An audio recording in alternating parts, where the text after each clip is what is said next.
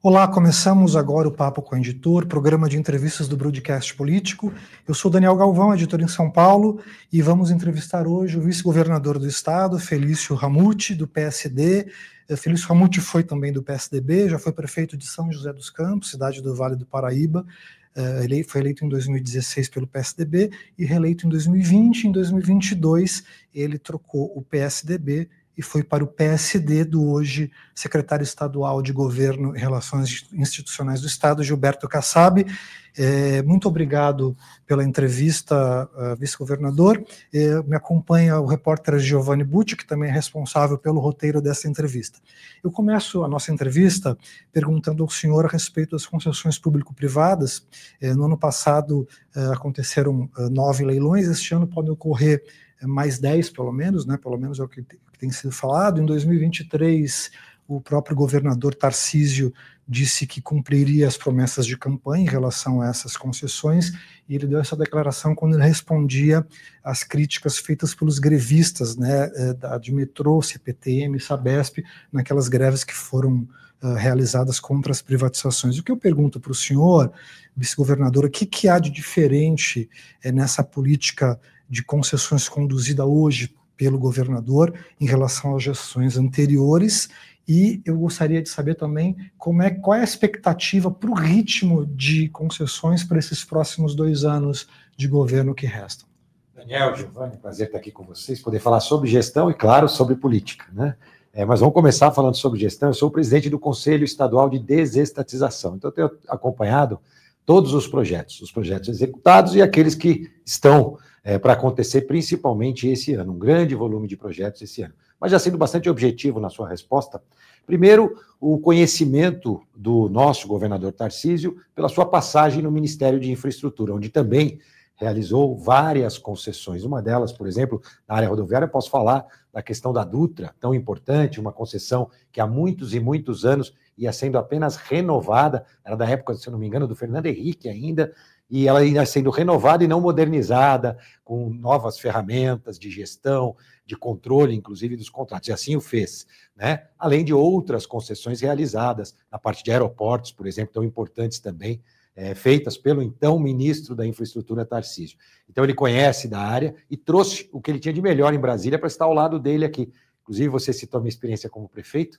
Eu, como prefeito, participei de várias audiências públicas sobre a concessão da Dutra e também na questão dos aeroportos, posso contar um pouquinho para vocês, e aquela pessoa que estava coordenando essas audiências era justamente o Benini, que é o nosso secretário de Parcerias e Investimentos, a Natália também, com uma participação importante, e esse time que hoje está aqui em São Paulo nos ajudando a fazer esse grande volume de concessões. Primeiro, e importante, uma boa modelagem. A gente viu no passado, e eu lembro, você vai lembrar, Daniel, tem um tempo maior aí acompanhando a política. Eu lembro, na época lá da primeira ou segunda gestão do Lula, quando a gente teve uma concessão de estradas. Quem ganhou, se eu não me engano, era a OHL, uma empresa com capital espanhol, que nós íamos ter o pedágio mais barato do mundo. Nenhuma daquelas estradas, então, concedidas foram efetivamente realizadas. Anos depois, ela vendeu parte dessas concessões. Então, você tem que ter uma boa modelagem, uma boa estrutura. O Tarcísio sabe como fazer, tem um grande time ao lado. Eu procuro colaborar também com a minha experiência, não só como prefeito,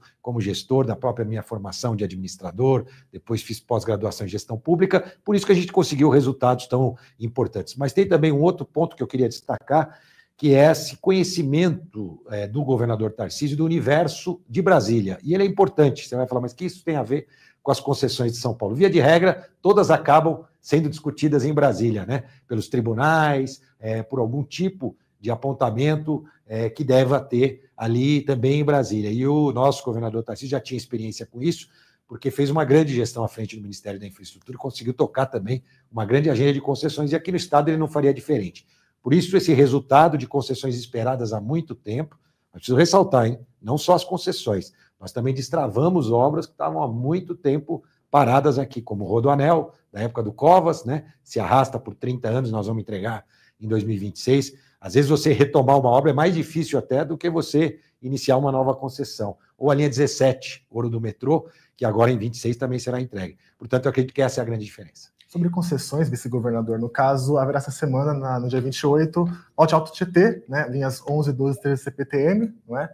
No caso, sobre esses leilões de CPTM e tal, há uma espécie de, enfim, uma divisão, na opinião das pessoas, porque há críticas envolvendo as linhas 8 e 9 que foram já concedidas, não é?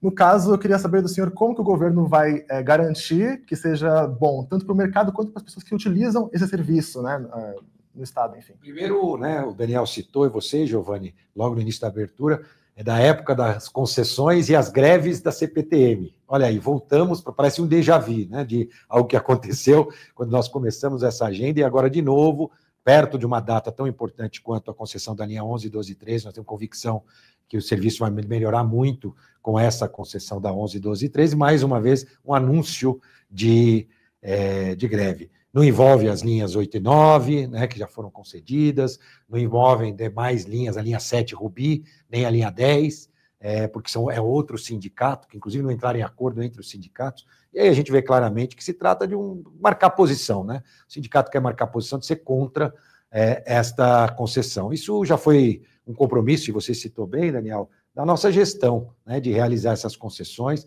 De fato, a gente tem 11, 12 e 13, a 7 já está junto com o trem Intercidades São Paulo-Campinas, foi mais uma concessão, eles assumem a operação da linha 7, e mais para frente nós vamos fazer a linha 10 também. Então, nós não vamos desviar da nossa agenda. A gente entende essas manifestações, e falando para você, Giovanni, sobre a linha 8 e 9, a linha 8 e 9 eram as piores linhas que a CPTM tinha, e por isso que foram as primeiras a serem concedidas. Eram de linhas que já vinham sendo, vamos chamar assim, sucateadas, ou sem a manutenção, o olhar e o investimento necessário ao longo de muitos e muitos anos. Era preciso grandes investimentos, adequações das estações, tudo isso foi sendo deixado de lado ao longo da administração, e a linha 8 e 9, de fato, quando as concessionárias assumiram, elas acabaram tendo uma série de problemas. Hoje, o volume de problemas da linha de 8 e 9 é muito pequeno. Aliás, muita gente compara, né, quando dá um problema na linha, aliás, a linha 11 hoje deu um problema, né? A linha 11, hoje nós amanhecemos com um problema na linha. Então, isso faz parte. No início da concessão, nós tivemos um volume gigantesco de problemas na linha 8 e 9, isso se estabilizou. Não é o fato dela ser concessionada ou não que difere a qualidade do serviço, na nossa opinião. O fato dela ser concessionada ou não aponta para volumes de investimentos, que aí sim, a consequência de um volume de investimentos é a melhoria da qualidade de serviço, e as PPPs garantem esses investimentos, uma boa modelagem garante a melhoria do serviço. Seria muito simplório dizer linha concedida tem problema, linha sem concessão tem problema. Se você olhar as linhas do metrô, a linha mais bem avaliada, né? Linha 4 mais bem avaliada, vem aí a linha 6, a maior obra, maior investimento em infraestrutura da América Latina hoje, mais de 10 mil funcionários hoje dedicados à linha 6 também. Então, a gente tem convicção de que com uma boa modelagem, uma estrutura de fiscalização, e aí entra a reforma que nós fizemos na Artesp. Agora a Artesp tem um departamento só de trilhos também, não só rodoviários, quanto de trilhos, e a gente tem a SP Águas regulando uma parte do serviço de água, e também a agência reguladora nossa do Estado de São Paulo com essas missões. Portanto, a gente não só realizou uma concessão pura e simplesmente, mas preparou um arcabouço não só jurídico, legal, econômico, para que a gente pudesse tornar essas concessões realidades e garantir a entrega dos serviços após o grande leilão, a batida de martelo do nosso governador Tarcísio. Eu queria falar agora, vice-governador, sobre a questão das travessias hídricas, né? O presidente da Assembleia Legislativa do Estado de São Paulo, a Lesp, André do Prado, do PL, que foi reeleito, né? Ele disse que a prioridade agora é aprovar a lei de concessão das travessias hídricas, as 14 balsas, né? Segundo a secretaria. Eu queria saber em que passo está esse processo e se já tem uma previsão de valor de contraprestação do Estado. Vamos lá, eu tive uma experiência muito interessante por conta dessas travessias. Para você que está nos acompanhando, são 14 travessias. Nós temos travessias no mar e, inclusive, travessias em represas, como, por exemplo, Paraibuna, Natividade da Serra, entre outras, além de Bertioga, Santos, Guarujá, Ilha Comprida, uma série de travessias. São 14 travessias. Para você que está nos acompanhando, o custo para o cidadão, para quem usa ou não usa essas travessias, porque é pago com dinheiro público, dinheiro arrecadado através dos impostos, dinheiro do cidadão, por volta de 270 milhões por ano, por volta de 30 milhões de arrecadação. Portanto, um subsídio de 240 milhões anualmente para manter esse serviço, que, ao nosso ver, não tem a qualidade que o cidadão de São Paulo merece. Por isso, as concessões das travessias. E eu, no ano passado, visitei os países que têm o maior número de travessias eletrificadas do mundo. Eu tive na Finlândia, eu tive na Suécia, tive na Dinamarca e tive na Estônia. 2 dias em cada lugar, uma viagem rápida, mas visitando, inclusive, operações de balsas eletrificadas. Isso já está incluído no novo edital, que já foi feita a consulta pública e agora aguarda a aprovação da Alesp. Nós vamos modernizar as travessias, eletrificando essas travessias a partir do 3º ano. A empresa que ganhar a concessão tem que trocar, dando mais possibilidades de pagamento. Hoje você não pode pagar uma travessia com cartão de crédito, por exemplo. Pode pagar com cartão do Sem Parar, essas coisas, né? O TAG pode pagar em dinheiro, mas não pode pagar com cartão de crédito. Quando você faz uma travessia e faz você vai a pé, por exemplo, você sai, o brinco que você sai do outro lado defumado, né? O cheiro do óleo diesel, aliás, desses 270 milhões, por volta de 80 milhões é combustível, diesel adquirido pelo Estado para as travessias, já que essa administração hoje é feita diretamente pelo Estado. Contratos de serviço de operação em si, do serviço de manutenção preventiva e do serviço de manutenção corretiva. Então, são vários contratos que nós temos. Mas uma das premissas é não deixar o preço aumentar, ou seja, o Estado vai continuar colocando recursos, e o volume total é 1,2 bilhões de reais de investimentos. Portanto, está previsto, sim, uma contrapartida do Estado, senão a tarifa ia ter que subir 10 vezes, e aí seria impossível que o cidadão conseguisse pagar. Então, a gente quer mais eficiência, vamos continuar investindo e vamos fazer essas travessias ficarem sustentáveis. Eletrificada, ou seja, muda o combustível. Muda o combustível, exatamente. Claro, primeiro naqueles locais onde a gente tem infraestrutura para eletrificação, a gente chama carga de oportunidade, cada vez que ela atravessa de um lado para outro, ela se reabastece. Eu vi pessoalmente funcionando travessias muito próximas às travessias que nós temos, outras até mais extensas, e a carga também, que durante um período que tem menor travessia, você pode fazer uma carga maior. Então, é um desenho que se faz, onde cada balsa, cada travessia tem um desenho diferente. A partir do 3º ano, a empresa que ganhar a concessão, o consórcio que ganhar a concessão, tem que passar a trocar o início da sua. Nós temos balsa de 1958 hoje, operando no sistema de travessias. Então, é preciso modernizar, inovar, e é o que nós vamos fazer. Outra concessão, vice-governador, que chama atenção é da nova sede do governo de São Paulo, no Campos Elíseos. No caso, o secretário de Projetos Estratégicos, Guilherme Afife Domingos, disse que há um desejo do governo de que ocorra uma valorização imobiliária na região, não é? No caso, eu queria saber do senhor se está precificada já essa valorização, há uma porcentagem já prevista nesse sentido, deve ocorrer, há uma estimativa, quanto deve ocorrer, quanto, enfim, nesse sentido. Giovanni, eu tenho também uma missão dada pelo governador Tarcísio, a gente brinca, você não sabe se é porque ele gostava de mim ou não gosta de mim, né? A gente faz essa brincadeira que é sobre a cena aberta de uso, a questão da Cracolândia. Eu tenho trabalhado nesse tema junto com a Prefeitura do Estado de São Paulo, e a gente já conseguiu uma redução muito grande do número de usuários na cena aberta de uso, na Cracolândia, e mais do que isso, uma redução de roubos e furtos na região central de mais de 40%. Então, hoje a realidade de quem tem comércio no centro, a realidade de quem trabalha no centro, a realidade de quem mora no centro, ou de quem vai fazer turismo no centro, visitar bares, restaurantes e as atrações da região central, já é completamente diferente daquela que quando a gente assumiu o governo. Eu também tenho essa missão de cuidar, e o AFIF, a gente fala que o AFIF tem como missão cuidar e acompanhar a intervenção urbana. E a minha missão é acompanhar a intervenção humana. Intervenção no sentido de ações do Estado e do município para que a gente consiga melhorar a vida daquelas pessoas.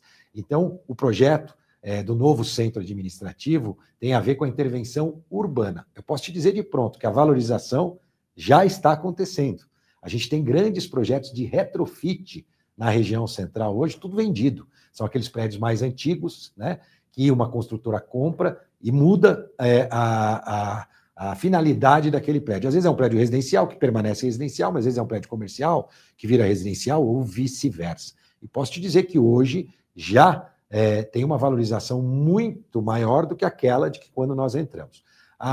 Nosso centro administrativo, ele vai ajudar administrativamente, porque nós vamos juntar mais de 40 prédios que estão espalhados em toda a cidade de São Paulo, num único local, que é lá no Campos Elíseos, onde a gente tem lá o nosso Palácio dos Campos Elíseos, ali o palácio, foi o antigo palácio do governo, né, na Praça Princesa Isabel, ali, ela vira uma grande esplanada e prédios construídos ao largo desta grande esplanada.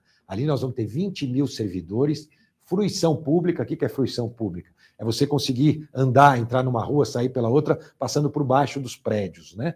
E também a fachada ativa, que são lojas, né? Ou comércios, ou serviços, também na parte de baixo desses prédios. Isso traz vida, traz o ir e vir da população ali daquela região. Para isso, a gente precisa também fazer uma mudança no terminal rodoviário, que hoje está ali. A gente tem um terminal rodoviário urbano, que já está previsto também o seu deslocamento para outra região, uma nova forma também de quem utiliza os ônibus ali na região central. Então, tudo está sendo pensado. Nós vamos fazer o leilão este ano. Então, imagina que eu tenho 40 contratos hoje de manutenção, contratos de segurança, e nós teremos um único contrato dessa PPP que vai prever a construção dos prédios, a disponibilização de parte deles para o Estado, e também todo o contrato de manutenção desses prédios. Então tem que construir de qualidade para dar menos manutenção e a empresa ter menos prejuízo, mas também a segurança desses prédios e a zeladoria, a manutenção mesmo, a limpeza, a portaria, tudo isso dentro de um único contrato. Isso vai trazer muito mais eficiência e modernidade para a gestão. Mas, vice-governador, a questão da Cracolândia ela ainda continua sendo um problema e provavelmente vai ser durante muito tempo. Eu queria saber o que vai acontecer, né? E também queria, dentro desse assunto ainda, falar sobre a questão da desapropriação de algumas de imóveis lá, de famílias que moram nessas regiões, para que seja feita a construção da nova sede, né? Queria ouvir o senhor sobre como vai ser esse processo. São dois tipos, né? Vamos falar primeiro da desapropriação, depois eu entro no tema cena aberta de uso, conhecida por todos como Cracolândia. Depois eu vou explicar por que eu não chamo de Cracolândia, já explico para você que está nos acompanhando. Mas voltando à questão da desapropriação, a gente tem perfis diferentes de imóveis ali, tem prédios de classe média, média alta ali, já nesse projeto do centro, e claro que todos serão desapropriados pelo preço de mercado. Aliás, existe uma lenda ainda hoje que o pessoal, quando é desapropriado pelo preço do IPTU. Isso não existe mais há muito tempo, né? A desapropriação tem que ser pelo preço de mercado, e é assim que nós vamos fazer. Mas existem invasões também, né, ocupações ali, por volta de 400 famílias, e elas terão todo o apoio do governo do Estado para uma transferência para um local digno, um aluguel social de início e depois, eventualmente, a inscrição no nosso programa habitacional. Então, existem, sim, ocupações que vão ter um olhar e aqueles prédios de classe média alta, que estão previstos também, não é muita coisa, eu diria que é no máximo entre 50, 60 famílias desses prédios e alguns comércios também, alguns prédios que as pessoas têm os comércios embaixo, que serão também desapropriados com demolição e construção de novos prédios. Então, tudo está sendo pensado dentro da modelagem da PPP. Nós passamos pela fase de audiências públicas, continuamos a modelagem e agora partimos para a próxima fase, que vai ser o leilão em si. A previsão é para o segundo semestre, na verdade, nesse ano de 2025. 6 bilhões de investimentos, aproximadamente. São 20 mil servidores que passam a ocupar esses prédios, além de outras utilidades que esses prédios podem ter, porque eles vão ser locados também para iniciativa privada, desde que preservados 20 mil, local para 20 mil servidores do Estado, que já está previsto, inclusive, no edital. Aliás, foi o maior concurso público de arquitetura realizado desde Brasília, né? Então, nós fizemos um concurso público para desenhar esse projeto, né, com o Instituto de Arquitetos do Brasil, e esse concurso público ganhou uma empresa que recebeu já o prêmio e está também acompanhando o projeto nas próximas etapas. Em relação à Cracolândia, que eu chamo de cena aberta de uso, a gente não gosta de associar esse nome, porque Cracolândia parece Disneylândia, um parque de diversões. Ninguém está lá para se divertir. As pessoas que estão lá têm vulnerabilidade e precisam do apoio do Estado e do município. Então, a gente chama de cena aberta de uso, mas é conhecida pela população como Cracolândia, a gente sabe disso. E é um programa de 30 anos, que já chegou a ter 4 mil usuários. Hoje, agora, na parte da manhã, por volta de... Acabei de receber o nosso relatório, já que nós estamos gravando esse programa de manhã, não sei a horário que ele vai ao ar, mas acabei de receber, a parte da manhã, por volta de 200 usuários. No início da tarde, esse número vai até uns 300 a 400, e à noite, no máximo, 600 usuários. Com uma grande diferença. Eu sei exatamente quem está lá, eu tenho qualificação, tenho dados, a gente fez um trabalho também muito importante de manter um grande volume de dados sobre cada usuário e os atendimentos que a gente tem feito. A gente chama um repositório de dados. Eu fui olhar, Giovanni e Daniel, lá no passado, tudo que havia sido feito, né, pelaquela região, porque essa é uma missão que o governador me deu. E quando eu fui buscar dados, não achei dados de praticamente nada. inclusive dos planos anteriores, sem qualquer preconceito. Tem programa da época do PT, que eram Braços Abertos, teve programas anteriores da época do Kassab, outros programas de outros prefeitos, e eu queria entender aquilo que tinha sido feito, o que poderia ter sido feito de bom, de ruim. Você não encontra dados de nada. Agora nós temos a Unifesp, junto com a gente, registrando todos os dados são públicos, estão à disposição. Então, eu posso dizer, por exemplo, hoje, que 90% daquelas pessoas que frequentam as cenas abertas de uso têm passagem pelo sistema penitenciário. Passagem. Não significa que eles estão cumprindo pena. Passagem pelo sistema penitenciário. Desses, por volta de 40% estão, nesse momento, cumprindo pena. Ou regime aberto, ou regime semiaberto. Eu sei o percentual de mulheres. Eu sei, por exemplo, que por volta de 85% recebem algum tipo de programa social do governo, ou Bolsa Família, ou programas do Estado, ou até programas do município. Então, todos esses dados hoje são acompanhados pelas nossas equipes, e por isso que a gente tem tido um resultado muito diferente do que o resultado histórico, sem truculência, por parte da segurança pública, com respeito. Para você ter uma ideia, nós treinamos os GCMs e a Polícia Militar, e eles recebem um adicional à Polícia Militar pelo treinamento que efetivaram para a abordagem de usuários na região central da cidade de São Paulo. Então, até esse cuidado nós tomamos. Então, é um novo olhar, por isso que os resultados, para os velhos problemas, novas soluções. E é isso que nós estamos entregando, e os resultados estão aí. Quem mora ali naquela região, quem vive ali, ou antigamente na Rua dos Gusmões, em outras ruas onde a cena aberta de uso existia, que hoje ela está focada na Rua dos Protestantes. Ali, essa quantidade que eu disse para vocês, por volta de 200 na parte da manhã, por volta de 400 no início da tarde, na máxima até 600 no período da noite. Vice-governador, se no ano passado o leilão do ano foi a Sabesp, esse ano pode-se dizer que é o túnel Santos Guarujá, não é? Só que nesse caso, o governo de São Paulo divide o protagonismo com o governo federal. Não é? Eu queria saber do senhor como o senhor vê, o governo vê, enfim, essa divisão de holofotes, como que ela funciona, assim, no caso, porque pode ser um projeto muito importante para o governo Tarcísio como um todo, né? Eu quero aproveitar essa oportunidade e reiterar que não é só nesse projeto. A linha 11, 12 e 13, o túnel tem investimentos do BNDES.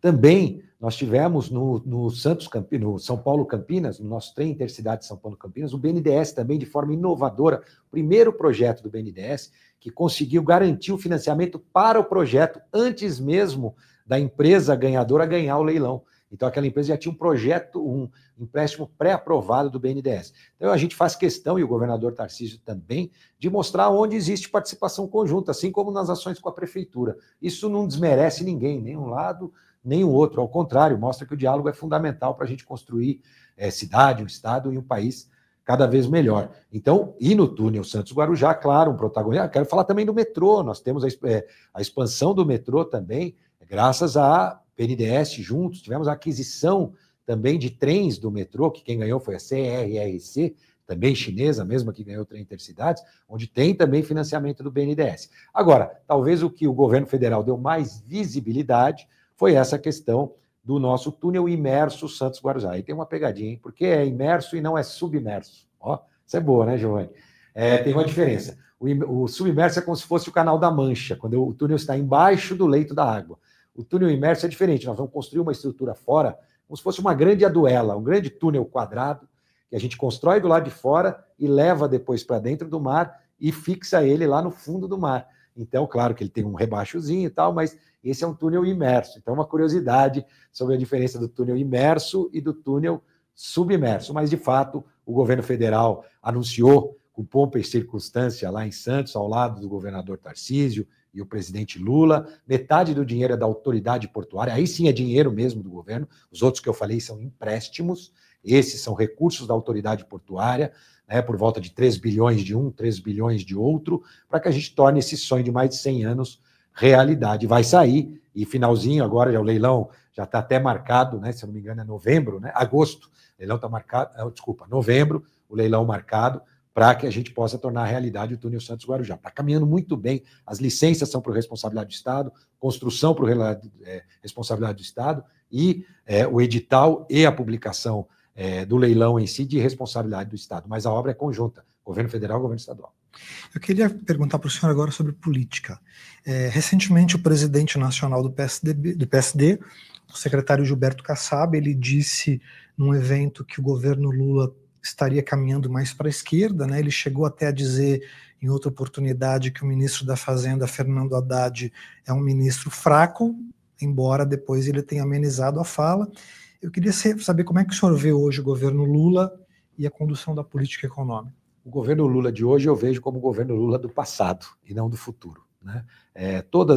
Acho que falta conexão do presidente da República com a sociedade, ele perdeu completamente essa conexão. Vide alguns programas que ele lançou e que foram um verdadeiro fracasso. Vou citar um deles, por exemplo, quando ele resolve regulamentar as plataformas, né?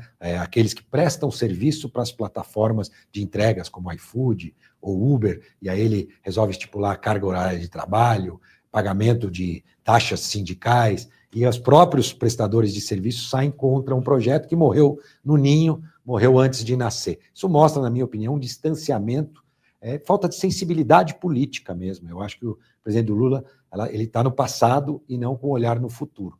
Então, isso faz com que uma série de atitudes tomadas pelo governo acabem levando para o caminho que a gente acha incorreto. Junta-se a isso também a sua prática de gastar mais do que arrecada. Aliás, quando a eleição começa a chegar perto, pior ainda. A gente já vê que eles têm alguns planos aí no forno para continuar com essa gastança. Enquanto no governo do Estado, o governador Tarcísio e nosso time faz justamente o contrário, faz a lição de casa, enxuga a máquina, faz concessões, privatizações, fecha empresas. Agora, recentemente, a MTU, que passou a sua responsabilidade agora da própria Artesp. Então, quando a gente faz a lição de casa, o governo Lula vai no sentido contrário. Então, para mim, esse é um grande erro. Sobre a fala do nosso secretário Kassab, ex-ministro, prefeito, também ex-prefeito, ele falou aquilo que, na verdade, se escuta nos corredores de Brasília, e não era bem que o ministro era fraco, mas ele estava enfraquecido porque, na verdade, dentro do governo,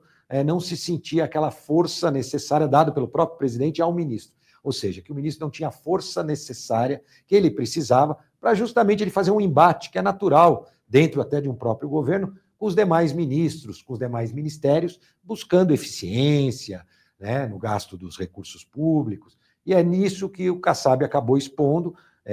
Como há muito não se escutava o Kassab falando sobre essa avaliação do governo, se causou uma estranheza, mas é algo que é comum, inclusive, nos corredores lá de Brasília. Mas, obviamente, que a minha avaliação sobre o governo Lula é um governo do passado e não um governo do futuro.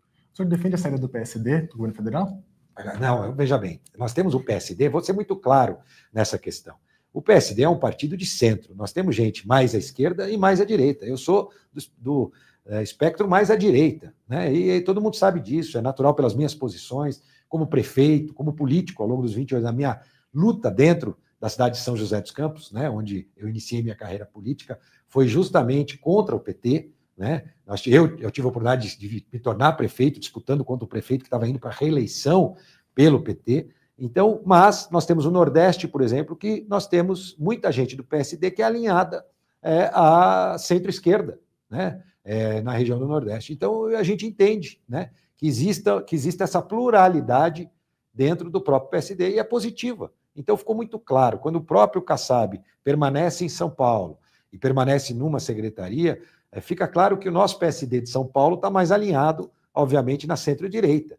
E alguns que apoiaram, inclusive, a eleição do Lula são aqueles que ocupam, e é legítimo que ocupem esses cargos que ocupam nos ministérios. Então, não me causa nenhuma estranheza nisso. O PSD é um partido liberal para produzir, social para repartir, e é natural que a gente tenha visões diferentes. Eu acho que elas acrescentam. Vice-governador, para a gente encerrar, já estamos caminhando para o final. Nossa, passou muito rápido. Tem conversas aí no meio político que apontam que o governador Tarcísio deve ter um novo vice se ele optar pela reeleição, podendo ser até mesmo um nome que é ventilado do presidente da Alesp, André do Prado, ou do próprio Gilberto Kassab, secretário. Como é que o senhor se sente em relação a esses rumores e qual seria o futuro do senhor nesse caso específico? Primeiro, muito tranquilo e calmo, até porque são pessoas que estão pleiteando o cargo que eu ocupo hoje. Isso, né, me causa, né, até, vamos dizer, eu vejo com muita alegria que tanta gente boa almeja estar no lugar onde eu estou, né? Tenho certeza que dos nomes citados, todos podem contribuir, né, num futuro governo do governador Tarcísio na sua reeleição, mas é muito cedo.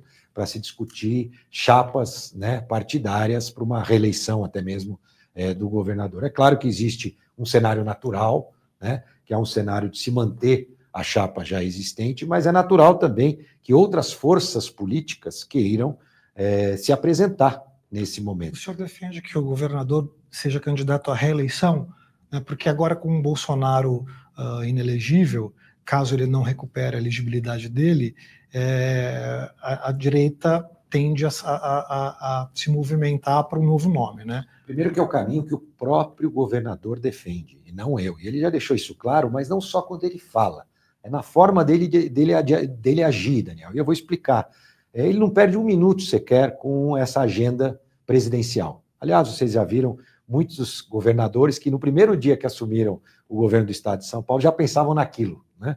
Ele não perde tempo com isso. O foco dele é em São Paulo. A carga de trabalho dele hoje é 100% dedicada ao cenário de São Paulo. O que acontece, e eu sei, tem até mais experiência política do que o nosso governador Tarcísio, é que muitas vezes, na política, a gente não caminha naquilo que é o nosso desejo, mas o cenário político acaba nos levando para caminhos que a gente às vezes nem espera, ou não tem trabalhado para aquilo, né? Isso pode acontecer. Aliás, cada dia mais esse cenário, eu posso dizer, se consolida, né? Onde existe um status quo da situação atual do ex-presidente Bolsonaro, né, que não permite que ele saia como candidato.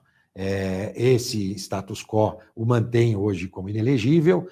Agora, com os novos julgamentos, a situação pode ainda piorar, mas independente disso, né, a situação atual já não permite isso. E é claro que ao longo dos próximos meses as especulações vão aumentar, até fruto do trabalho que o governador Tarcísio vem fazendo no estado de São Paulo, e pelo tipo de atuação dele, né? Ele é um gestor equilibrado, que mostrou que tem sensibilidade política e, ao mesmo tempo, tem o equilíbrio necessário. Posso dizer a vocês, eu vi certa parte da imprensa até surpresa com as últimas declarações, por exemplo, que o governador fez sobre a urna eletrônica. Pode pegar na campanha, eu estava ao lado dele durante toda a campanha, ele reafirmou exatamente a mesma coisa lá na campanha dele de governador. Eu estava ao lado em vários debates, onde ele falou sobre o que ele acha da urna eletrônica, assim como eu. Eu fui eleito 3 vezes pela urna eletrônica, confio nas urnas eletrônicas. Então, às vezes, existem comentários que são para desestabilizar, às vezes, a própria relação dele com o Bolsonaro. Aliás, no dia de hoje que nós estamos gravando, ele está com o Bolsonaro, né? Inclusive vai participar também de um podcast junto com o Bolsonaro hoje, né? Então, as posições dele, ele sempre deixou muito clara aonde ele tem total coincidência com o pensamento do Bolsonaro, ou seja, onde ele tem 100% na mesma linha do pensamento do Bolsonaro, e aonde, às vezes, que ele tem a sua opinião particular e pessoal, que foi o que ele fez em relação às urnas. Mas é isso que, na minha opinião, dá a ele o cacife necessário para que, se a realidade política apontar que ele possa ser a opção da direita para um futuro mandato, uma futura candidatura e, consequentemente, um futuro mandato à presidência, ele seja a pessoa certa. Então, agora as especulações aumentam e é natural, porque é fruto do trabalho que ele realizou ao longo desses 2 anos e meio de mandato. Vice-governador Felício Ramute, eu agradeço muito pela sua entrevista. O Papo com o Editor termina agora. Eu agradeço por ter aceitado esse convite. Obrigado ao Giovanni Bucci, nosso repórter, e também ao Cláudio da Luz, que fez a nossa ponte remota. E até a próxima edição do Papo com o Editor.